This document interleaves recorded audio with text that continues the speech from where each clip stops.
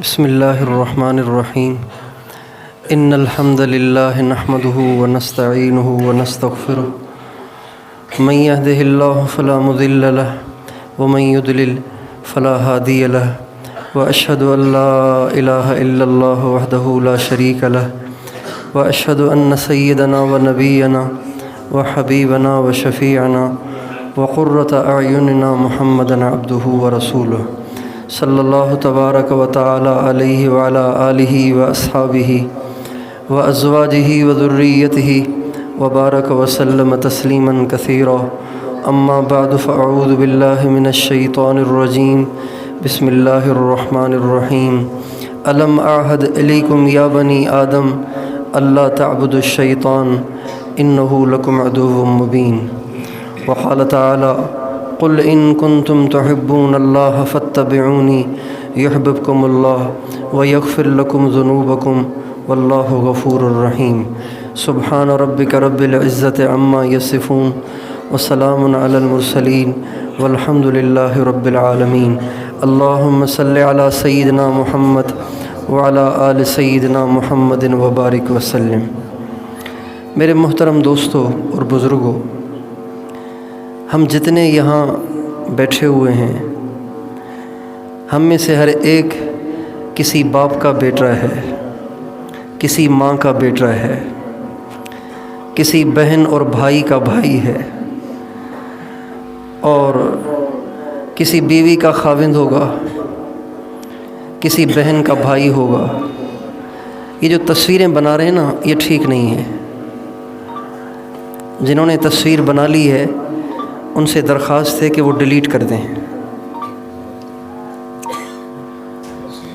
جنہوں نے تصویر بنائی ہے ان سے درخواست ہے کہ ڈیلیٹ کر دیں۔ اس کا فائدہ نہیں ہے، اس کا نقصان زیادہ ہے، فائدہ تھوڑا ہے۔ ہم جتنے یہاں بیٹھے ہوئے ہیں، ہم کسی باپ کے بیٹے ہیں، کسی ماں کے بیٹے ہیں، اپنے بچوں کے باپ ہیں، اپنے بھائیوں کے بھائی ہیں، اپنی بہنوں کے بھائی ہیں، اور ہم اپنی زندگیوں میں جو مشاغل اختیار کیے ہوئے ہیں، اس کا ایکو ختم کریں، یا تو کم کریں یا ختم کریں۔ ایکو ختم کر کے آواز بڑھائیں، بس ایکو ختم کریں، ایکو ڈبل کریں۔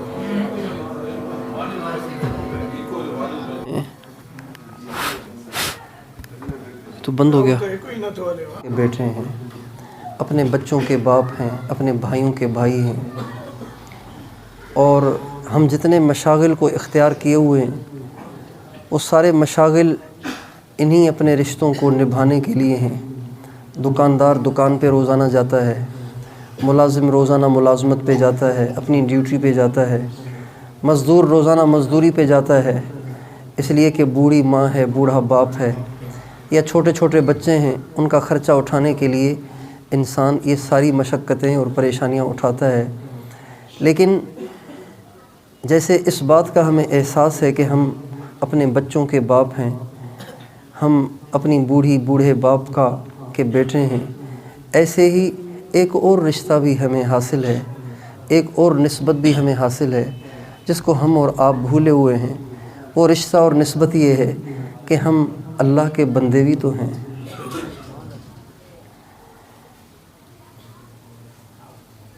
ایک بوڑھے باپ اور بوڑھی ماں کا بیٹا ہونے کی حیثیت سے ہمیں کیا کرنا چاہیے؟ ساری دنیا کر رہی ہے۔ ایک بیوی کا خاوند ہونے کی حیثیت سے ہمیں کیا کرنا چاہیے؟ تو وہ خاوند کر رہا ہے۔ بچوں کا باپ ہونے کی حیثیت سے ایک باپ کو کیا کرنا چاہیے؟ ساری دنیا کے باپ کر رہے ہیں۔ لیکن ایک اللہ کا بندہ ہونے کی حیثیت سے، اللہ کی بندی ہونے کی حیثیت سے آج کے مرد کو کیا کرنا چاہیے؟ آج کی عورت کو کیا کرنا چاہیے؟ اس سے ہم سب غافل ہیں۔ حالانکہ ماں کا حق چھوٹا ہے، باپ کا حق چھوٹا ہے، اللہ کا حق ماں اور باپ سے بھی بڑا ہے۔ ماں نے ہمیں جنا ہے، ماں نے ہمیں 9 مہینے پیٹ میں رکھا ہے، ماں نے بچپن میں ہمیں دودھ پلایا ہے، ماں نے ہماری ساری زندگی خدمت کی ہے، لیکن ہمیں بنایا تو نہیں ہے۔ جس ذات نے مجھے اور آپ کو بنایا ہے، جس ذات نے مجھے اور آپ کو وجود دیا ہے، جس ذات نے مجھے سر سے لے کے پاؤں تک بنایا ہے، میرے بال بنائے، میری کھال بنائی، مجھے آنکھیں عطا فرمائیں، مجھے زبان عطا فرمائی، مجھے کان عطا فرمائے، کروڑوں قسم کی نعمتیں میں اس مالک کی استعمال کرتا ہوں، لیکن اس رشتے کو آج میں اور آپ ہم سب بھولے ہوئے ہیں کہ میرے اللہ کے بھی تو کوئی تقاضے ہیں، میرے اللہ کی بھی تو کوئی چاہت ہے، میرے اللہ سے نسبت اور رشتے کے بھی تو کچھ تقاضے ہیں، اس کو بھی مجھے پورا کرنا چاہیے۔ اور جیسے ہم اللہ کے بندے ہیں ویسے ہی ہم حضور نبی کریم صلی اللہ علیہ وسلم کے امتی ہیں۔ یہ دو رشتے ایسے ہیں جو یکسر آج بھلا دیے گئے ہیں۔ آج امت مسلمہ کے مرد، امت مسلمہ کی عورتیں اپنے ان دو رشتوں کو بھلا بیٹھی ہیں۔ ماں کو اس بات کی فکر ہے کہ میرے بچے نے کھانا کھایا کہ نہیں کھایا، اس لیے کہ وہ ماں ہے، ماں ہونے کی حیثیت کا اس کو احساس ہے، لہٰذا وہ اپنے بچے کے بارے میں پریشان ہوتی ہے۔ اس کا بچہ اسکول سے 1:30 بجے آتا ہے، 3 بج جائیں اور بچہ نہ آئے، اس کا سانس چڑھنا شروع ہو جاتا ہے، اس کا دل دھڑکنا شروع ہو جاتا ہے، اس کا بلڈ پریشر لو ہونا شروع ہو جاتا ہے، اس کو ٹینشن شروع ہو جاتی ہے۔ وہ آس پاس کے محلے کی عورتوں کو فون کرتی ہے کہ آپ کے بچے آگے کہ نہیں آئے، میرا بچہ کیوں نہیں آیا؟ 1-1.5 گھنٹہ وہ لیٹ کرتا ہے تو اس کو احساس ہوتا ہے۔ بچہ بیمار ہو جائے، اس کو رات کو نیند نہیں آتی، وہ کھانا نہیں کھا پاتی، اس کو چین نہیں آتا، پریشان ہوتی ہے، اس لیے کہ اس کو اس بات کا احساس ہے کہ میں اس بچے کی ماں ہوں۔ میرے بھائیوں اور دوستوں، کیا آج کے مرد، آج کی عورتوں کو اس بات کا بھی احساس ہے کہ حضور نبی کریم صلی اللہ علیہ وسلم میرے آقا ہیں، میرے امام ہیں، میرے مقتدیٰ ہیں؟ آیا ان کی جو مجھ سے نسبت ہے اور مجھے جو ان سے نسبت ہے اس کا بھی میں حق ادا کر رہا ہوں کہ نہیں کر رہا؟ آج ہم مسلمان اللہ کے حق کو بھی بھول گئے اور حضور نبی کریم صلی اللہ علیہ وسلم کے حق کو بھی بھول گئے، حالانکہ سب سے بڑے حق اللہ کا تھا اور سب سے بڑا حق اللہ کے نبی کا تھا۔ اللہ کا حق سب سے بڑا ہے، اللہ کا حق سب سے بڑا ہے، اللہ کا حق سب سے بڑا ہے۔ اگر کوئی انسان ساری زندگی سجدے میں گزار دے، ایک پل بھی اللہ سے غافل نہ ہو، اللہ کا حق پھر بھی ادا نہیں ہو سکتا۔ حضرت امام اعظم ابو حنیفہ رحمۃ اللہ علیہ بہت بڑے اللہ والے ہیں اور بہت بڑے عالم بھی ہیں، بہت بڑے عبادت گزار بھی ہیں۔ 40 برس انہوں نے ایسے گزارے کہ عشاء کے وضو سے فجر کی نماز پڑھی۔ 40 برس تک بلا ناغہ عشاء کے وضو سے انہوں نے فجر کی نماز پڑھی ہے۔ لیکن ایک دفعہ کسی دیکھنے والے نے ان کو دیکھا کہ بیت اللہ میں امام اعظم موجود ہیں اور بیت اللہ کے پردے سے چمٹے ہوئے ہیں اور آنسو بہا رہے ہیں، رو رہے ہیں اور اللہ سے کہہ رہے ہیں یا ربنا ما عبدنا کا حق عبادتک، اللہ تیری عبادت کا حق ادا نہیں ہو سکا، وما عرفنا کا حق معرفتک، اے اللہ تجھے پہچاننے کا حق ادا نہ ہو سکا، مجھے معاف کر دے۔ ہمارے نبی کا ارشاد ہے اتت السماء وحق لها انت ات، آسمان میں اتنے فرشتے ہیں، 7 آسمان ہیں نا، 7 آسمان، ہر آسمان پہ اتنے فرشتے ہیں کہ 4 انگلیوں کے برابر بھی جگہ خالی نہیں ہے جہاں فرشتہ سجدے میں، رکوع میں یا قیام میں نہ ہو۔ سارے آسمان کھچا کھچ فرشتوں سے بھرے ہوئے ہیں جو فرشتے اللہ کی عبادت کر رہے ہیں، اور قیامت تک یہ سلسلہ چلتا رہے گا۔ جب قیامت کا دن آئے گا تو یہ فرشتے اللہ کے سامنے رو کے کہیں گے اے اللہ ہمیں معاف کر دے، ہم تیری عبادت کا حق ادا نہ کر سکے۔ میرے دوستو، اللہ کا حق کتنا بڑا ہے، ساری زندگی سجدے میں گزار دو پھر بھی اللہ کا حق ادا نہ ہو، ساری زندگی تسبیح پڑھتے رہو پھر بھی اللہ کا حق ادا نہ ہو، ساری زندگی پرہیزگار اور متقی بن کے زندگی گزار دیں، ایک بھی نافرمانی نہ کریں، کوئی صغیرہ گناہ بھی نہ کریں، تب بھی اللہ کا حق ادا نہیں ہوگا۔ بتائیے ہمیں اللہ کے حق کا احساس ہے؟ اور حضور نبی کریم صلی اللہ علیہ وسلم جن کا حق ہم پر ہماری ماں سے بھی زیادہ ہے، ہمارے باپ سے بھی زیادہ ہے، آج ان کے حق کا بھی خیال نہ رہا۔ کتنے مسلمان ہیں جن بیچاروں کو نبی کریم صلی اللہ علیہ وسلم کی شانی معلوم نہیں ہے، آپ کی عظمتی معلوم نہیں ہے، آپ کے طریقے سے ہی ناواقف ہیں، داڑھی منڈانے کو فخر سمجھتے ہیں، داڑھی رکھنے کو عار سمجھتے ہیں، سر کے ننگا کرنے کو فخر سمجھتے ہیں، ٹوپی پہننے کو عار سمجھتے ہیں۔ حالانکہ یہ ٹوپی پہننا، پگڑی پہننا، داڑھی رکھنا اور پوری اور پوری ایک زندگی ہے جو حضور اکرم صلی اللہ علیہ وسلم نے ہمیں دی ہے، اس پوری زندگی سے آج امت مسلمہ ناواقف ہے۔ اتنا بڑا ہمارے نبی کا ہم پہ حق ہے، ہم سارے اس سے نا آشنا ہو گئے، ہم سارے اپنے نبی سے بے وفا ہو گئے، ہم سارے اپنے نبی سے جفاکار ہو گئے اور اس نبی سے بے وفائی کرنے لگ گئے جس نبی نے ہمارے لیے اتنی دعائیں کیں جتنی دعائیں کوئی ماں اپنے بچے کے لیے نہیں کرے گی، اتنی دعائیں کی۔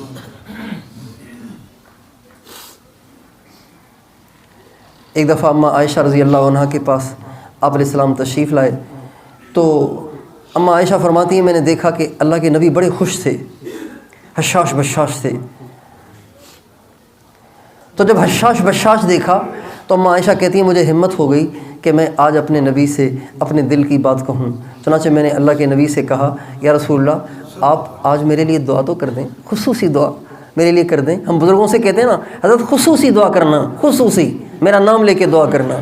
اماں عائشہ نے کہا یا رسول اللہ آج میرے لیے خاص دعا کریں نا آپ۔ تو آپ علیہ السلام، اماں عائشہ فرماتی ہیں آپ علیہ السلام نے اسی وقت دعا کر دی، اللہم اغفر لعائشہ ما تقدم من ذنبها وما تأخر وما اعلنت وما اسرت۔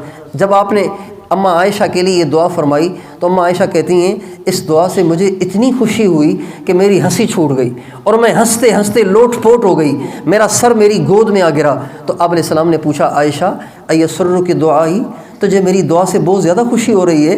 تو میں نے کہا یا رسول اللہ وما لی لا یسرنی دعاؤک، مجھے کیوں نہ آپ کی دعا سے خوشی ہو، اتنی عظیم الشان آپ نے دعا دے دی، گویا جنت کا مجھے ٹکٹ مل گیا، تو میں خوش نہ ہوں تو کیا کروں؟ آپ نے فرمایا عائشہ واللہ ان ہذہ لدعوتی لامتی فی کل صلاۃ، عائشہ اللہ کی قسم کھا کر کہہ رہا ہوں یہ دعا جو تیرے لیے آج تیرے کہنے پر زندگی میں ایک دفعہ کی ہے، یہی دعا اپنی امت کے لیے ہر نماز کے اندر کرتا ہوں۔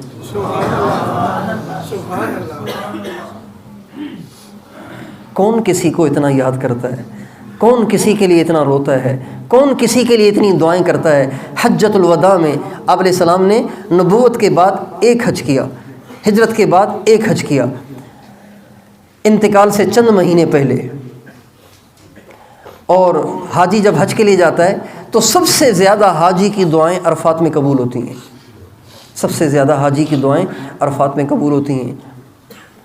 ہمارے نبی کا ارشاد ہے جب عرفات کے میدان میں حجاج کرام جمع ہوتے ہیں اللہ تعالیٰ ان سارے وہ جو درویشوں کا سا لباس پہنے ہوئے، دو چادریں اوڑھے ہوئے اور غبار آلود چہروں کے ساتھ، ناخن بڑھے ہوئے، بال بڑھے ہوئے، درویشوں کی سی شکل بنائے ہوئے، جب وہ ملنگ اس عرفات کے میدان میں پڑے ہوتے ہیں اللہ تعالیٰ فرشتوں کو سامنے کھڑا کر کے فخر کرتے ہیں دیکھو میرے بندے اتونی شعثن غبرن، دیکھو میرے بندوں کے بال بکھرے ہوئے ہیں، ان کے چہرے غبار آلود ہو رہے ہیں اور یہ میرے پاس آئے ہوئے ہیں، اے فرشتوں گواہ رہو میں ان سب سے راضی ہو گیا، ان کے گناہوں کو معاف کر دیا۔ اور جتنی دعائیں حاجی کرتا ہے وہ سب دعائیں اللہ قبول کرتا ہے۔ نبی کریم صلی اللہ علیہ وسلم عرفات کے میدان میں تشریف لائے، آپ کے ساتھ 1,24,000 صحابہ ساتھ ہیں۔ اب ظہر کی نماز اور عصر کی نماز تقریباً 1 بجے ہمارے نبی نے کٹھے پڑھی، ظہر کی نماز بھی پڑھی، عصر کی نماز بھی پڑھی، اس کے بعد آپ نے خطبہ دیا، اس کے بعد آپ جبل رحمت کے پاس تشریف لائے، اونٹنی پہ سوار ہوئے، اور جب آپ اونٹنی پہ سوار جبل رحمت کے پاس آئے تو صحابہ کرام سوچنے لگے کہ صبح سے لے کے اب تک حضور نے کچھ کھایا نہیں ہے، کچھ پیا نہیں ہے، تو کہیں حضور کو روزہ تو نہیں ہے؟ تو سارے صحابہ آپس میں اختلاف کرنے لگے، کچھ کہنے لگے روزہ ہے، کچھ کہنے لگے روزہ نہیں ہے، روزہ رکھتے تو ہمیں بھی بتاتے۔ تو کچھ صحابہ حضرت ام سلمہ رضی اللہ عنہ کے پاس گئے، ان سے پوچھا کہ ام المومنین اللہ کے نبی نے روزہ رکھا ہے یا نہیں رکھا تاکہ ہم بھی اسی کے مطابق عمل کریں۔ حضرت ام سلمہ نے کہا ہمیں کچھ بتایا نہیں ہے، لیکن ایسے کرو یہ دودھ کا پیالہ اللہ کے نبی کے پاس لے جاؤ، اللہ کے نبی کو روزہ ہوگا تو انکار کر دیں گے، روزہ نہیں ہوگا تو دودھ پی لیں گے، اس لیے کہ آپ دودھ کا کبھی انکار نہیں کرتے۔ چنانچہ جب آپ کے پاس دودھ کو لایا گیا، آپ نے دودھ کو نوش فرمایا تو صحابہ سمجھے کہ آپ علیہ السلام کو روزہ نہیں ہے۔ وہ دودھ کا پیالہ پی کر اس کے بعد جو آپ نے ہاتھ اٹھائے ہیں تو ایسے اٹھائے کہ سورج بھی تھک کر غروب ہو گیا، ہمارے نبی کے ہاتھ نیچے نہیں ہوئے۔ اب یہ 5.5 گھنٹے بنتے ہیں یا 5 گھنٹے بنتے ہیں یا 6 گھنٹے بنتے ہیں، جتنے بھی بنتے ہیں، اتنا لمبا وقت ہمارے نبی نے دعا مانگی۔ اچھا دعا کیا مانگی؟ فکریں تو آپ کو اور بھی بہت ساری لگی ہوئی تھیں، صحابہ کی فکر لگی ہوئی تھی، اہل بیت کی فکر لگی ہوئی تھی، حضرت امام حسین کی فکر لگی ہوئی تھی۔ اس حج سے پہلے آپ کو بتایا گیا تھا کہ امام حسین کو کربلا کے میدان میں شہید کر لیا جائے گا، لیکن آپ آج 9 ذی الحجہ کو عرفات کے میدان میں قبولیت کی گھڑی میں حضرت فاطمہ کے لیے دعا نہیں کر رہے، حضرت عائشہ کے لیے نہیں کر رہے، حضرت خدیجہ کے لیے نہیں کر رہے، امام حسن حسین کے لیے نہیں کر رہے، اپنے اہل بیت اور صحابہ کے لیے نہیں کر رہے، بلکہ 6 گھنٹے 5.5 گھنٹے یا 5 گھنٹے جو آپ نے دعا مانگی ہے، صرف ایک دعا مانگی ہے، اللہم اغفر لامتی، اے اللہ میری امت کو معاف کر دے۔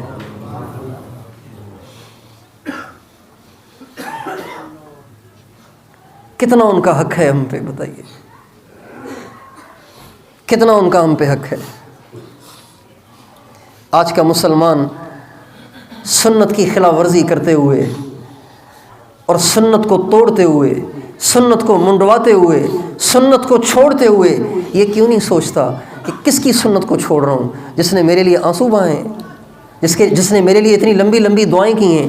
اچھا، آپ نے غروب آفتاب تک یہ دعا کی، اس کے بعد پھر آپ مزدلفہ تشریف لے آئے،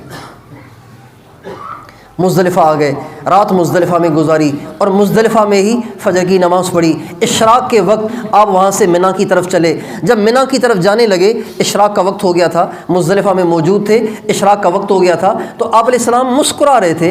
حضرت ابو بکر، حضرت عمر دونوں تشریف لائے اور عرض کرنے لگے، یا رسول اللہ آپ اس وقت مسکرا رہے ہیں، اس وقت آپ کے مسکرانے کا معمول نہیں ہے، کوئی خاص بات پیش آئی ہے، آپ مسکرا رہے ہیں؟ آپ نے فرمایا، میں نے عرفات میں اللہ سے غروب آفتاب تک یہ درخواست کی، اے اللہ میری امت کو معاف کر دے۔ تو غروب آفتاب سے کچھ دیر پہلے اللہ تعالیٰ نے حضرت جبریل کو بھیجا اور مجھے آ کے تسلی دی اور کہا، اللہ تعالیٰ فرما رہے ہیں، اے میرے نبی آپ روئے نہیں، میں نے آپ کی ساری امت کو معاف کر دیا، لیکن ظالم کو معاف نہیں کروں گا، ظالم کو معاف نہیں کروں گا، ظالم کو معاف نہیں کروں گا، اس لیے کہ ظالم کے پاس مظلوم کا حق ہے۔ حق والا معاف کرے گا پھر میں بھی معاف کروں گا، حق والا معاف نہیں کرے گا تو میں بھی معاف نہیں کروں گا۔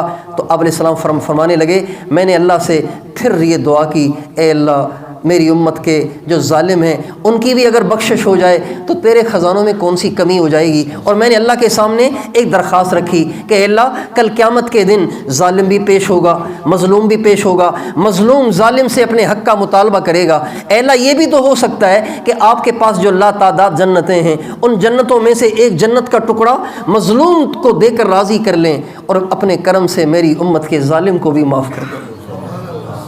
آپ نے فرمایا، میں غروب آفتاب تک عرفات میں یہ دعا کرتا رہا، پھر میں نے مزدلفہ میں آ کر یہ دعا کی، ابھی میری دعا کو اللہ نے قبول کیا کہ میرے نبی رو نہیں، میں نے تیری امت کے ظالم کو بھی معاف کر دیا۔ اس پہ میں ہنس رہا ہوں، مسکرا رہا ہوں، اور میری اس دعا کی قبولیت پر شیطان کو دیکھ رہا ہوں کہ وہ اپنے سر میں مٹی ڈال رہا ہے کہ ہائے میں برباد ہو گیا کہ محمد نے اپنی ساری ہی امت کو بخشوا لیا۔ بتائیے ہمارے نبی کا ہم پہ کتنا حق ہے، اللہ کا کتنا بڑا حق ہے اور اللہ کے نبی کا کتنا بڑا حق ہے۔ ساری زندگی بیوی کو دے دی، ساری زندگی بچوں کو دے دی، ساری زندگی ماں کو دے دی، ساری زندگی باپ کو دے دی، ساری زندگی دوستوں کو دے دی، ساری زندگی اپنے رشتہ داروں کو دے دی، اپنے یاروں کو دے دی۔ میرے دوستو، اللہ کا بھی تو حق ہے، اللہ کے نبی کا بھی تو حق ہے۔ ہمارا ڈرائیور اذان سن کر گاڑی نہیں روکتا، ہمارا ہوٹل والا اذان سن کر ڈیک بھی بند نہیں کرتا،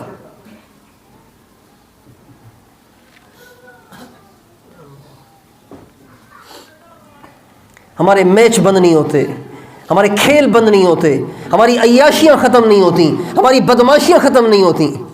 مسجد کے پاس سے بھی چنچی والا گزرتا ہے تو انڈین گانے چلا کے گزرتا ہے، مسجد کے پاس سے بھی گزرتا ہے۔ تو میرے دوستو، اللہ کا حق کتنا ہے، اللہ کے نبی کا حق کتنا ہے۔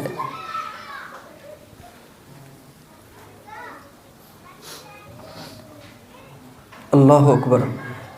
غزوہ احد میں مسلمانوں کو فتح ہو گئی تھی، آخر میں شکست ہو گئی۔ جب شکست ہو گئی مسلمان تتر بتر ہو گئے۔ ایک کافر نے عبداللہ ابن قمیہ اور عتبہ ابن ابی وقاص اور ایک اور کافر، میں نام بھول رہا ہوں، 3 کافروں نے جب ہمارے نبی کو اکیلا دیکھا تو ان تینوں نے ایک پتھر اٹھایا اور ہمارے نبی کو زور سے مارا۔ عبداللہ ابن قمیہ کا پتھر سر میں لگا، عتبہ ابن ابی وقاص کا پتھر آپ کے چہرے پہ لگا، اور تیسرے کافر نے جو پتھر مارا وہ آپ کے کندھے پہ لگا، اور یہ کوئی کنکر نہیں تھا، اتنا موٹا پتھر تھا، اتنے زور کا پتھر لگا کہ آپ کے جسم سے خون جاری ہو گیا، آپ کے دانت مبارک شہید ہو گئے، آپ بے ہوش ہو کر گڑھے میں گر گئے۔ تو عبداللہ ابن قمیہ نے آواز لگائی، میں نے محمد کو قتل کر دیا علیہ الصلوۃ والسلام کو۔ یہ آواز جب بکھرے ہوئے مسلمانوں کے کانوں میں پڑی تو ایک دم مسلمانوں کے جذبات ٹھنڈے ہو گئے، مسلمانوں پہ نا امیدی سی چھا گئی، پریشان ہو گئے۔ کچھ تو پہاڑ کے دامن میں جا کے بیٹھ گئے کہ کس کے لیے لڑیں، جن کے لیے لڑ رہے تھے وہی چلے گئے، اب کس کے لیے لڑیں۔ اور کچھ نے سوچا کہ جب حضور شہید ہو گئے تو اب ہم جی کے کیا کریں گے، وہ کفار کے مجمع میں گھسے اور لڑتے لڑتے شہید ہو گئے، اور آپ نظر بھی نہیں آ رہے تھے۔ کافی دیر کے بعد آپ کو ہوش آیا، آپ گڑھے میں سے خود باہر نکلے، گڑھے میں سے خود باہر نکلے، کسی نے نکالا نہیں، آپ کو ہوش آیا، آپ گڑھے میں سے باہر نکلے، اور حدیث میں آتا ہے آپ اپنے دائیں ہاتھ سے اپنے چہرے انور سے خون پونچھ رہے تھے، آپ کی آنکھوں میں خون جا رہا تھا، آپ کے منہ مبارک میں خون جا رہا تھا، آپ اپنے چہرے سے خون کو پونچھ رہے تھے۔ جب صحابہ نے آپ کو دیکھا تو ایک مردہ میں گویا جان آ گئی، ایک دم چند صحابہ جمع ہو گئے اور آ کے آپ علیہ السلام سے کہا یا رسول اللہ اب ان کے لیے آپ بد دعا کریں جنہوں نے آپ کے ساتھ یہ کچھ کیا ہے۔ آپ علیہ السلام نے ہاتھ اٹھا لیے۔ صحابہ کہتے ہیں جب آپ علیہ السلام نے ہاتھ اٹھائے نا دعا کے لیے تو ہم نے کہا اب تو دنیا میں کوئی کافر زندہ بچ ہی نہیں سکتا۔ جب اللہ کے نبی کی بد دعا لگ گئی، آپ علیہ السلام نے ہاتھ اٹھائے تو آپ نے کیا دعا کی، اللہم اغفر لقومی فإنہم لا یعلمون، اے اللہ جنہوں نے مجھے پتھر مار مار کے لہو لہاں کر دیا ہے میں ان کو بھی معاف کرتا ہوں، تو بھی انہیں معاف کر دے، میں بھی معاف کرتا ہوں تو بھی کر دے۔ صحابہ نے کہا یا رسول اللہ ہم نے تو آپ سے بد دعا کا کہا تھا، آپ نے دعا کر دی۔ آپ نے فرمایا انی لم ابعث لعانا ولکنی بعثت داعیا ورحمتا، میں بد دعائیں دینے کے لیے نہیں آیا ہوں، میں تو لوگوں پہ ترس کھانے آیا ہوں، لوگوں کو جہنم سے بچانے آیا ہوں، میں تو ان کو دعائیں دینے آیا ہوں، میں تو ان کو دعائیں دینے آیا ہوں۔ بتائیے اس نبی کا کتنا حق ہے جنہوں نے پتھر کھا کے بھی دعائیں دی، دانت شہید کروا کے بھی دعائیں دیں، لہو لہاں ہو کر بھی دعائیں دیں۔ طائف میں پتھر لگے تو فرمانے لگے اللہم اہد قومی، اے اللہ ان کو سیدھا راستہ دکھا، یہ بھٹکے ہوئے ہیں، میں ان کو معاف کرتا ہوں تو بھی انہیں معاف کر۔ میرے دوستو آج ہم اپنے اللہ کے ساتھ کیا کر رہے ہیں، اپنے نبی کے ساتھ کیا کر رہے ہیں؟ ہر ایک اپنے گریبان میں جھانک کے دیکھے۔ آپ بیوی سے زور سے بات کریں تو بیوی محسوس کرتی ہے، بچے کو جھڑک دیں بچہ محسوس کرتا ہے کہ ابو نے ڈانٹا ہے، ماں سے اونچی آواز میں بات کریں تو ماں کہتی ہے بیٹا بدتمیز ہو گیا ہے۔ میرے دوستو یہ بھی تو سوچیں ہم اللہ کے ساتھ کیا کر رہے ہیں، اللہ کے نبی کے ساتھ کیا کر رہے ہیں۔ 5 دفعہ روزانہ اللہ کا مؤذن ہمیں آواز دیتا ہے، 90% مسلمان مسجد میں نہیں آتے، 90% نہیں آتے۔ کس کا کھا رہے ہو بھائی؟ آپ جو اذان سن کے نہیں آ رہے ہو کس کا کھا رہے ہو میرے پیارے؟ کس کی آنکھوں سے دیکھ رہے ہو، کس کی زبان سے بول رہے ہو، کس کے کانوں سے سن رہے ہو، کس کے پاؤں سے چل رہے ہو، کس کی آکسیجن روزانہ ٹنوں ٹن اپنے پھیپھڑوں میں لے جا رہے ہو؟ کچھ تو سوچو یار۔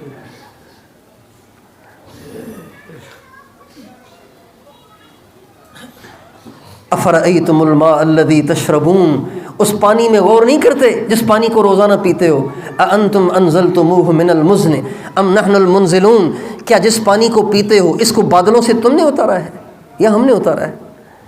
لو نشاء جعلناہ اجاجا فلولا تشکرون، اگر ہم چاہیں ساری دنیا کا پانی کڑوا کر دیں تم کیا کر لو گے؟ اگر ہم کہتے ہیں کہ جی جدید دور ہے، ہم بڑے سائنسدان ہیں اور ہماری ٹیکنالوجی بہت آگے چلی گئی ہے، ہم ایسے فلٹر لگائیں گے کہ پانی کڑوے پانی کو میٹھا کر دیں گے، تو اللہ کہہ رہے ہیں قل ارأیتم ان اصبح ماؤکم غورا فمن یاتیکم بماء معین، اگر میں تمہاری دھرتی کا پانی ہی غائب کر دوں پانی کہاں سے لاؤ گے؟ کڑوے کو تو میٹھا کر لو گے، پانی نہ ہو تو پانی کہاں سے لاؤ گے؟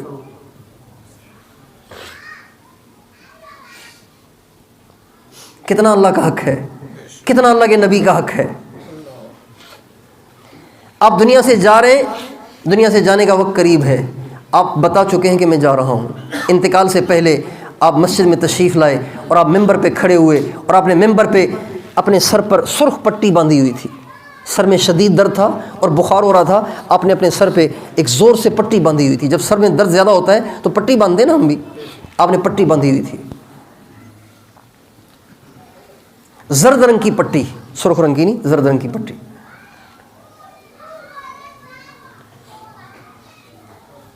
اور آپ نے فرمایا اللہ تعالیٰ نے ایک بندے کو اختیار دیا، چاہو تو دنیا میں رہو، چاہو تو ہم سے آ کر مل لو. اس بندے نے اللہ سے ملنے کو اختیار کر لیا ہے.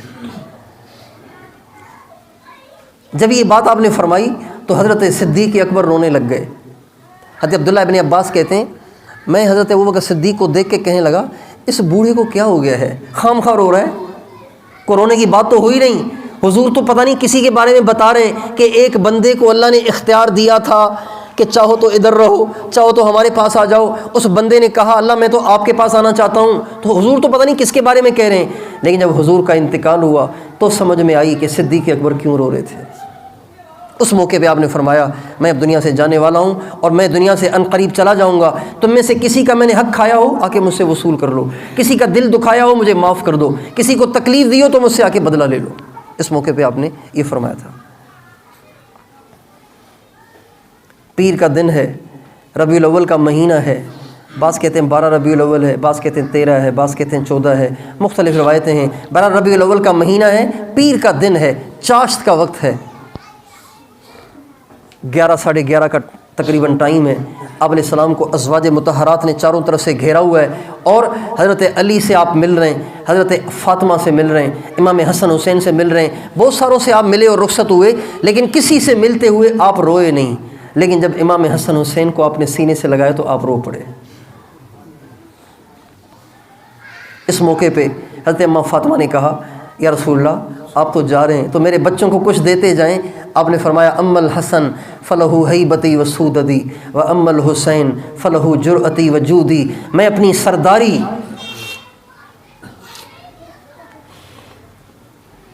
اور اپنا دبدبہ حسن کو دے رہا ہوں اور اپنی سخاوت اور اپنی شجاعت یہ حسین کو دے رہا ہوں. اور پھر جب یہ دونوں بچے بھی مل کر جدا ہوئے تو حضرت جبریل علیہ السلام تشریف لے آئے. انہوں نے آ کے سلام کیا، آپ نے جواب دیا. آپ نے کہا کیسے آنا ہوا؟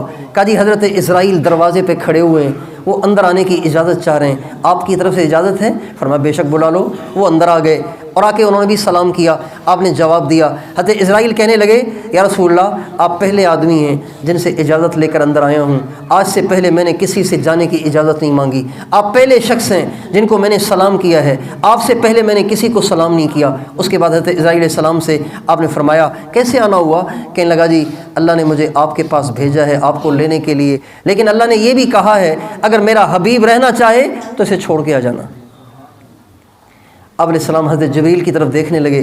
حضرت جبریل علیہ السلام سے آنکھوں میں آپ مشورہ کرنے لگے. جبریل علیہ السلام سے پوچھا کیا کرنا چاہیے؟ جبریل علیہ السلام کہنے لگے یا رسول اللہ ان ربک الیک لمشتاق، آپ کا رب تو آپ سے ملنے کا مشتاق بنا ہوا ہے، انتظار ہو رہا ہے، اللہ کو شوق ہو رہا ہے آپ سے ملاقات کا، باقی آپ کی مرضی ہے. آپ نے فرمایا ٹھیک ہے، اگر اللہ مجھ سے ملنے کے شوق میں ہے تو میں بھی اللہ سے ملنے کے لیے تیار ہوں. بس ایک رکاوٹ ہے، ایک دل میں کانٹا ہے جو چبھا ہوا ہے، ایک دل میں پریشانی ہے جو تمہیں بتاتا ہوں. وہ یہ ہے کہ اگر آج میں اللہ کے پاس چلا جاؤں تو پیچھے میری گنہگار امت کا کیا ہوگا؟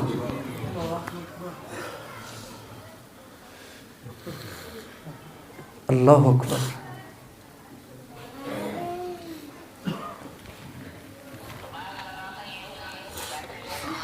اذانیں سن کے نماز نہ پڑھنے والوں کے لیے لمحہ فکریہ ہے، نائیوں کے پاس جا کے داڑیاں منڈانے والوں کے لیے لمحہ فکریہ ہے، شرابیں پینے والوں کے لیے لمحہ فکریہ ہے، فیس بک پہ ننگی فلمیں دیکھنے والوں کے لیے لمحہ فکریہ ہے،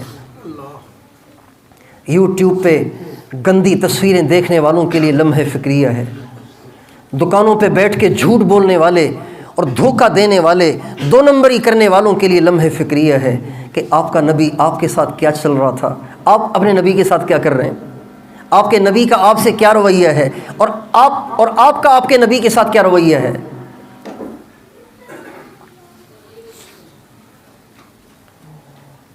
جبریل علیہ السلام نے کہا اس مسئلے کا حل نکالتے ہیں، یہ واقعی مسئلہ ہے، بے شک آپ کے بعد آپ کی امت کا کیا بنے گا، اس مسئلے کا حل نکالتے ہیں۔ جبریل علیہ السلام اللہ کے پاس چلے گئے، اللہ کے ہاں سے جواب لائے، اے میرے نبی آپ آرام سے تشریف لے آئیں، آپ کے بعد ہم آپ کی امت کو اکیلا نہیں چھوڑیں گے۔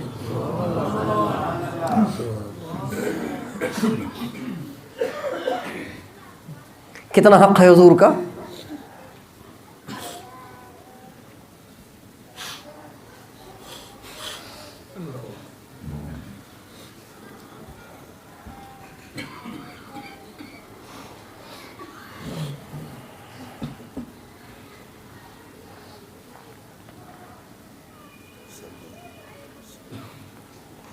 اور سچ پوچھیں تو میرا اور آپ کا آج کے اس گندے دور میں وجود بھی یہ حضور کی اس دعا کا صدقہ ہے۔ اگر حضور اکرم صلی اللہ علیہ وسلم نے اللہ تعالیٰ سے اس وقت یہ طے نہ کرایا ہوتا تو آج کند کوٹ مونجو دڑو بن چکا ہوتا، آج سکھر مونجو دڑو بن چکا ہوتا، آج لاڑکانہ، حیدرآباد، کراچی، سندھ، پنجاب، بلوچستان، سرحد، پورا پاکستان، ساری دنیا مونجو دڑو بن چکی ہوتی، کھنڈر بن چکے ہوتے، پتھر بن چکے ہوتے، پتھر برسائے جا چکے ہوتے، انگارے برسائے جا چکے ہوتے۔ کون سا جرم نہیں ہو رہا بتائیے، کون سا جرم نہیں ہو رہا آپ کے ماحول میں، ہمارے ماحول میں۔ جو جرائم قوم نوح نے کیے ہم کر رہے ہیں، جو جرائم قوم لوط نے کیے ہم کر رہے ہیں، جو جرائم قوم شعیب نے کیے ہم کر رہے ہیں، جو جرائم قوم صالح نے کیے ہم کر رہے ہیں، جو جرائم قوم سبا نے کیے آج کا ہر زمیندار وہ کر رہا ہے الا ماشاء اللہ۔ لیکن حضور کی دعاؤں کا صدقہ ہے کہ ہم پہ پتھر نہیں برس رہے اور ہم پہ انگارے نہیں برس رہے، ہماری شکلیں سور اور خنزیر اور بندر نہیں بن رہی۔ اللہ تعالیٰ ہمیں ڈھیل دے رہا ہے، بس یہ چھوٹی چھوٹی پریشانیاں بھیج کے، حضور کی دعاؤں کے طفیل یہ پریشانیاں بھیج کے ہمارے گناہوں کو معاف کر رہا ہے۔ یہ جو مہنگائی آئی ہوئی ہے نا، یہ مہنگائی یہ ساری امت کے لیے بخشش کا سامان ہے۔ جو لوگ اس مہنگائی میں پس رہے ہیں ان کے گناہ معاف ہو رہے ہیں، جو ان بیماریوں میں پس رہے ہیں ان کے گناہ معاف ہو رہے ہیں، جو کسی ظالم کے پنجے میں جکڑے ہوئے ہیں ان کے گناہ معاف ہو رہے ہیں، جو کسی ظالم جج کے ہاتھوں مارے گئے ان کے گناہ معاف ہو رہے ہیں، جو کسی ظالم وڈیرے کے ہاتھوں پس رہے ہیں ان کے گناہ معاف ہو رہے ہیں، جو کسی ڈاکو سے لٹ رہے ہیں، کسی چور سے لٹ رہے ہیں، ان سب کے گناہ معاف ہو رہے ہیں۔ یہ حضور کی دعاؤں کا صدقہ ہے۔ بتائیے حضور کا کتنا حق ہے۔ تو بھائیوں، میں بھی آپ بھی جیسے اپنے بچوں کے حق کو یاد کیے ہوئے سارا دن دھکے کھاتے ہیں روٹی کمانے کے لیے، مزدوریاں کرتے ہیں، ملازمت کرتے ہیں، نوکریاں کرتے ہیں، کاروبار کرتے ہیں، بھائیوں اللہ اور اس کے نبی کا حق ادا کرنے کے لیے بھی تو کچھ قدم اٹھایا کریں، ان کے بھی تو حق کی کوشش کریں، پورا کرنے کی کوشش کریں۔ کیا خیال ہے، اللہ اور اس کے نبی کا بھی حق ادا کرنے کی کوشش کریں گے؟ حق ادا نہیں ہوگا، کوشش ہی کرنی ہے، حق ادا نہیں ہوگا، کوشش کرنی ہے۔ اللہ کا حق کیا ہے؟ اللہ کا حق کیا ہے؟ اس کے احکام کو پورا کرنا اور جن باتوں سے اس نے منع کیا اس سے دور رہنا، یہ اللہ کا حق ہے۔ اللہ نے جن باتوں سے منع کیا ہے ان سے بچنا، یہ اللہ کا حق ہے۔ اپنی نگاہوں کو حرام سے بچانا، اپنی زبان کو حرام سے بچانا، اپنے کانوں کو حرام سے بچانا، اپنی شرمگاہوں کو حرام سے بچانا، حرام کھانے سے بچنا، حرام پینے سے بچنا، حرام دیکھنے سے بچنا، حرام بولنے سے بچنا، حرام سننے سے بچنا۔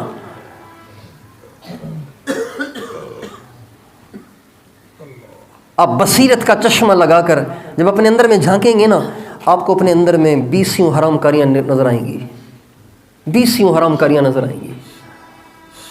لیکن بصیرت کا چشمہ ہم نے توڑ کے پھینکا ہوا ہے، اس لیے اوروں پہ یہ انگلیاں اٹھاتے پھرتے ہیں، یہ ایسا ہے، وہ ویسا ہے، یہ مولوی ایسے ہیں، یہ تبلیغی ایسے ہیں، اور یہ صوفی ایسے ہیں، اور یہ جمعیت والے ایسے ہیں اور یہ فلاں ایسا ہے فلاں ایسا ہے، اوروں پہ انگلیاں اس لیے اٹھاتے ہیں کہ بصیرت کا چشمہ توڑ کے پھینک رکھا ہے، بصیرت کا چشمہ لگا کر اپنے گریبان میں جھانکیں گے، 20 حرام کاریاں آپ کو نظر آئیں گی۔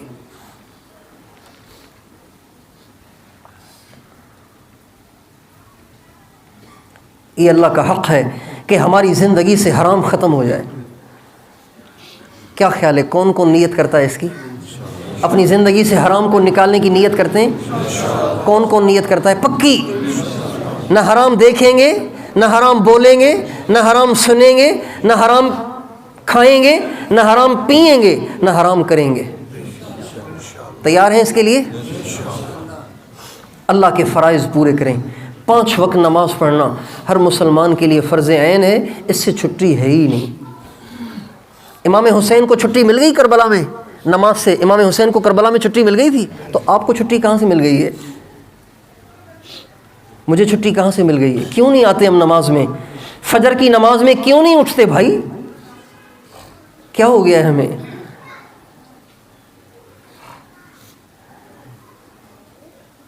انتظار میں بیٹھے ہوئے ہیں کہ کعبے کا امام ہمارے لیے دعا کرے گا تو سارے مسئلے حل ہو جائیں گے۔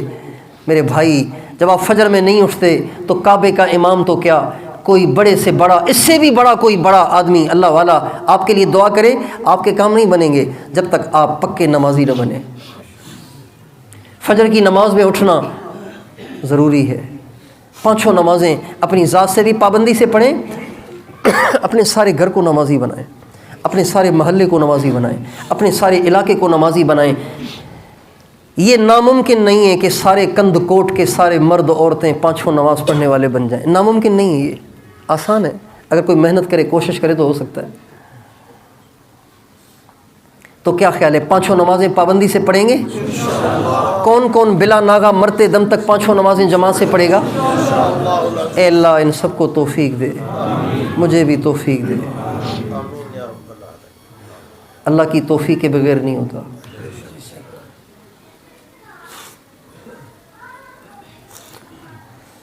کسی کا حق نہ کھائیں، کسی کا حق دبایا ہوا ہے، مہربانی کر کے اس کو ادا کریں مرنے سے پہلے پہلے، ورنہ سچ پوچھیں بڑا مسئلہ ہو جائے گا۔ آپ علیہ السلام کے زمانے میں اگر کسی مسلمان پر کسی کا قرضہ ہوتا تھا تو آپ علیہ السلام اس کا جنازہ نہیں پڑھاتے تھے۔ پتہ ہے آپ کو؟ جنازہ نہیں پڑھاتے تھے آپ۔ جب بھی آپ جنازہ پڑھانے کے لیے آتے، آپ پوچھتے اس پر قرضہ تو نہیں؟ ہاں جی ہے، تم جنازہ پڑھ لو، میں نہیں پڑھتا اس کا جنازہ۔ مسلمان صحابی، ایک صحابی کا درجہ پیران پیر غوث اعظم سے 1000 گنا زیادہ ہے۔ 1000 نہیں، لاکھوں غوث اعظم جمع ہو جائیں، ایک صحابی کے برابر نہیں ہو سکتے۔ اگرچہ غوث اعظم سارے ولیوں کے بادشاہ ہیں، سارے ولیوں کے سردار ہیں، لیکن صحابی سے چھوٹے ہیں۔ لیکن صحابی اگر مقروض ہے، اس کا قرضہ ادا نہیں ہوا، اس کے ذمے کسی کا حق ہے، آپ کہتے تم اس کا جنازہ پڑھ لو، میں نہیں پڑھتا، اس کا قرضہ اترے گا تو پھر جنازہ پڑھیں گے۔ ایک صحابی کہتے یا رسول اللہ اس کا قرضہ میں اپنے سر پہ لیتا ہوں، آپ اس کو جنازے سے محروم نہ کریں، اس کے بعد آپ جنازہ پڑھاتے تھے۔ کسی کا حق نہ کھائیں، کسی کی زمین نہ دبائیں۔ لوگ اپنے تھلے گلیوں میں نکال لیتے ہیں، اپنی دکانیں سڑکوں پہ بڑھا دیتے ہیں، یہ سب ناجائز ہے، حرام ہے، قیامت میں پکڑ ہو جائے گی، نیکیاں کام نہیں آئیں گی، مرنے سے پہلے پہلے سے توبہ طائب ہونا پڑے گا۔ جو ملازم ڈیوٹیاں پوری نہیں کر رہے، تنخواہ پوری لے رہے ہیں، خود بھی حرام کھا رہے ہیں، بچوں کو بھی حرام کھلا رہے ہیں۔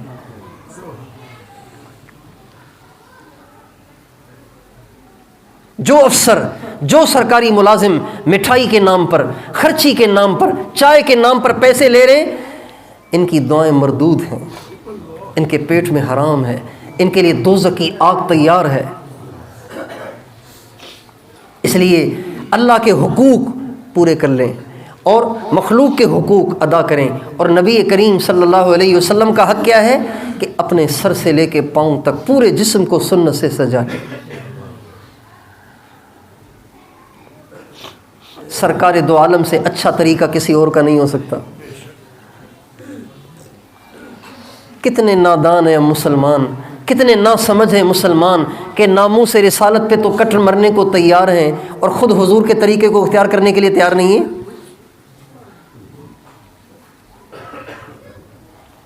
ناموس رسالت پہ مٹنے کو تیار ہیں، اچھی بات ہے، خوبی ہے یہ، لیکن سرکار دو عالم کے طریقے کو اپنائیں بھی تو صحیح۔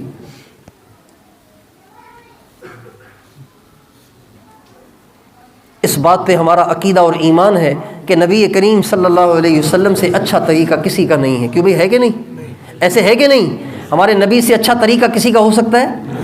ہمارے نبی سے زیادہ حسین کوئی ہو سکتا ہے؟ ہمارے نبی سے زیادہ شان والا کوئی ہو سکتا ہے؟ ہمارے نبی سے زیادہ عزت والا کوئی ہو سکتا ہے؟ پھر کس کے پیچھے چل رہے ہیں جب اتنے بڑے ہمارے پاس موجود ہیں، اتنے بڑے کا طریقہ ہمارے پاس موجود ہے، اتنے بڑے امام اور مقتدا ہمیں اللہ نے دیے ہوئے ہیں، پھر ہم کس کو امام بنائے ہوئے ہیں؟ کس کے پیچھے چل رہے ہیں؟ کس کا اسٹائل اختیار کیے ہوئے ہیں؟ نائی کے پاس 20 تصویریں لگی ہوئی ہیں کافروں کی، فاسقوں فاجروں کی۔ آج کا نوجوان نائی کے پاس تصویر پہ انگلی رکھ کے کہتا ہے اس جیسے بال بناؤ، یہ نہیں کہتا میرے بال میرے آقا جیسے بناؤ۔ فاسقوں فاجروں کو آئیڈیل بنایا ہوا ہے، کافروں کو آئیڈیل بنایا ہوا ہے۔ اللہ کے نبی کا حق ہے کہ ہم اپنے اللہ کے نبی کو آئیڈیل بنائیں۔ تیار ہیں اس کے لیے؟ اپنی زندگی کو حضور کے طریقے پہ لائیں گے انشاءاللہ؟ سر کے بالوں سے لے کے پاؤں کے ناخن تک حضور کے طریقے میں سجا ہوا جب مرے گا، اللہ کے سامنے جائے گا، بتائیے اللہ کو پیار آئے گا کہ نہیں آئے گا؟ ہیں؟ محبوب کے روپ میں جو آئے گا، کیسے اس کو اللہ دوزخ میں ڈالے گا؟ جو محبوب کے روپ میں آئے گا، اللہ اس کو دوزخ میں کیسے ڈالے گا بھائی؟ چھوٹا سا واقعہ سناتا ہوں پھر ختم کرتے ہیں۔ موسیٰ علیہ السلام نے جب فرعون کو معجزہ دکھایا نا، سانپ کا معجزہ دکھایا تو پریشان ہو گیا، گھبرا گیا۔ تو اس کے جو چیلے چماٹے تھے انہوں نے کہا کہ آپ گھبرا کیوں رہے ہیں؟ یہ سارا جادو ہے، آپ جادوگر جمع کریں، اس کا سارا جادو فیل ہو جائے گا۔ ان کا ٹھیک ہے۔ اس سارے مصر کے جادوگر جمع کیے، 60,000 جادوگر جمع کیے۔ کتنے؟ 60,000 جادوگر جمع کیے۔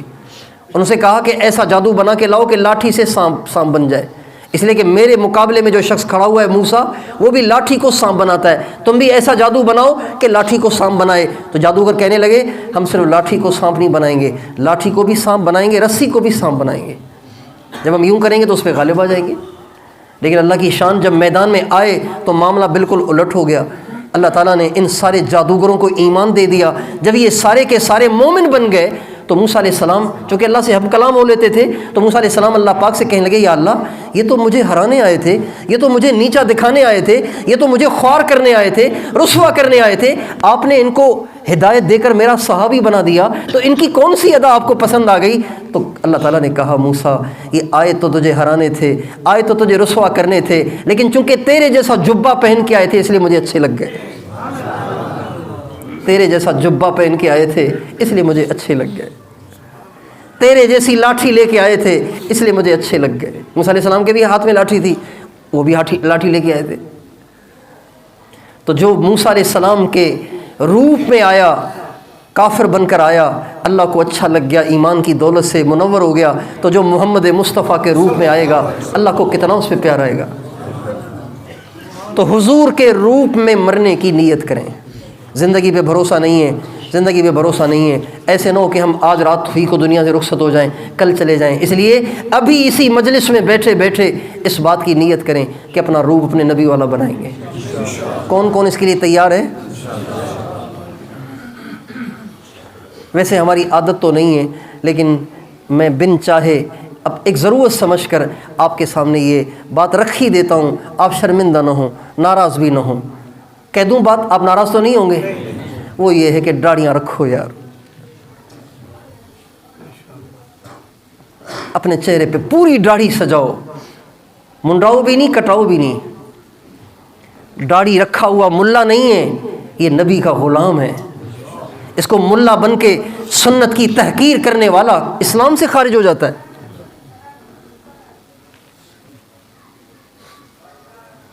داڑھی رکھنا آدم علیہ السلام کی سنت داڑھی رکھنا، شیس علیہ السلام کی سنت داڑھی رکھنا، ادریس علیہ السلام کی سنت داڑھی رکھنا، ابراہیم علیہ السلام کی سنت داڑھی رکھنا، نوح علیہ السلام کی سنت داڑھی رکھنا، موسیٰ علیہ السلام، عیسیٰ علیہ السلام، الیاس علیہ السلام، یحییٰ علیہ السلام، زکریا علیہ السلام اور موسیٰ اور سلیمان علیہ السلام، داؤد علیہ السلام، 1,24,000 پیغمبروں کی سنت، اور سب سے بڑے سرکار دو عالم وجہ کائنات محمد مصطفیٰ احمد مجتبیٰ صلی اللہ علیہ وسلم کی سنت ہے۔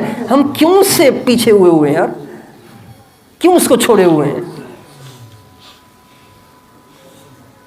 سارے نبیوں کی شکل ایک طرف ہے، ہماری شکل دوسری طرف ہے۔ یہ کتنی بڑی کم قسمتی ہے، یہ کتنا بڑا خسارہ اور نقصان ہے۔ تو آپ سارے بھائی ناراض نہ ہوں، لیکن یہ مجھ سے یہ آج عہد و پیمان کریں کہ آج کے بعد داڑھی کو ہاتھ نہیں لگائیں گے۔ ہاتھ کھڑا کر کے بتائیں، داڑھی کو ہاتھ نہ لگائیں، کچھ نہیں ہوگا۔ کیا تانے دیں گے نا لوگ؟ سن لینا، بلال سے نسبت ہو جائے گی آپ کی۔ اگر لوگوں نے آپ کو تانے دیے تو حضرت بلال سے نسبت ہو گئی، حضرت خباب سے مشابت ہو جائے گی۔ حضرت خباب کو بھی تانے دیتے تھے، حضرت بلال کو بھی تانے دیتے تھے، حضرت عمار اور یاسر کو بھی تانے دیتے تھے۔ اگر آپ کو بھی اللہ کے نبی کی محبت میں تانے ملیں، خدائے پاک کی قسم یہ ذلت نہیں عزت ہے۔ حضور کی محبت میں تانے مل رہے ہیں، سبحان اللہ۔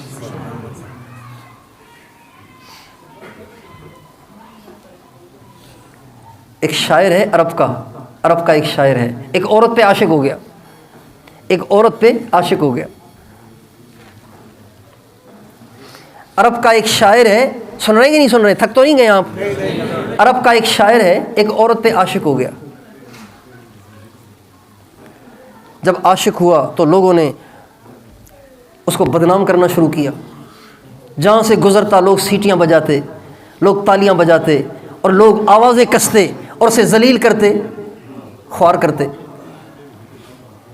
جب لوگ اس پہ سیٹیاں بجاتے اور اس کا مذاق اڑاتے، اس کو تانے دیتے، ابے تو وہی ہے نا، ابے تو وہی ہے نا، اس طرح سے اس کو تانے دیتے، تو وہ پریشان نہیں ہوتا تھا، بلکہ وہ کہتا تھا اجد الملامت فی ہواک لذیذۃ حبا لذکرک فلیلمن اللوم۔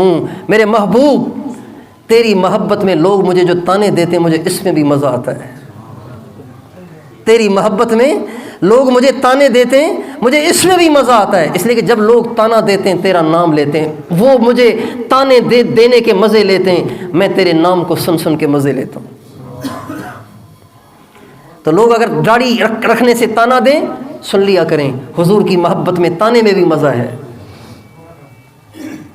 اگر کوئی باپردہ عورت پردہ کر رہی ہے، برقع اوڑھ رہی ہے، نوجوان لڑکیاں اس کا مذاق اڑا رہی ہیں، آنکھوں میں اشارے کر رہی ہیں، حقارت کی نگاہوں سے اسے دیکھ رہی ہیں، ایک دوسرے کو انگلیوں سے اشارے کر رہی ہیں، اس کا مذاق اڑا رہی ہیں، تو وہ پریشان نہ ہو، اس لیے کہ حضور کی محبت میں اس کے ساتھ مذاق اڑایا جا رہا ہے، اور حضور کی محبت میں جو مذاق اڑایا جائے اس کا بھی ایک مزہ ہے۔ تعریف میں مزہ آتا ہے نا، جب آدمی کی تعریف ہو تو مزہ آتا ہے نا۔ خدائے پاک کی قسم، تعریف میں وہ مزہ نہیں ہے جو حضور کی سنت کو اپناتے ہوئے تانوں میں مزہ ہے، ملامت میں جو مزہ ہے، لوگوں کے باتیں بنانے میں جو مزہ ہے، مذاق اڑانے میں جو مزہ ہے، وہ تعریف میں بھی نہیں ہے۔ اگر لوگ آپ کو کہیں یار آپ نے داڑھی منڈائی کتنے اچھے لگ رہے ہیں، آپ کا دل خوش ہوگا۔ اس تعریف میں وہ مزہ نہیں ہے جو آپ کے داڑھی رکھنے کے بعد اور عورت کے پردہ دار ہو جانے کے بعد اس کا مذاق اڑانے میں جو مزہ ہے، وہ اس میں نہیں ہے۔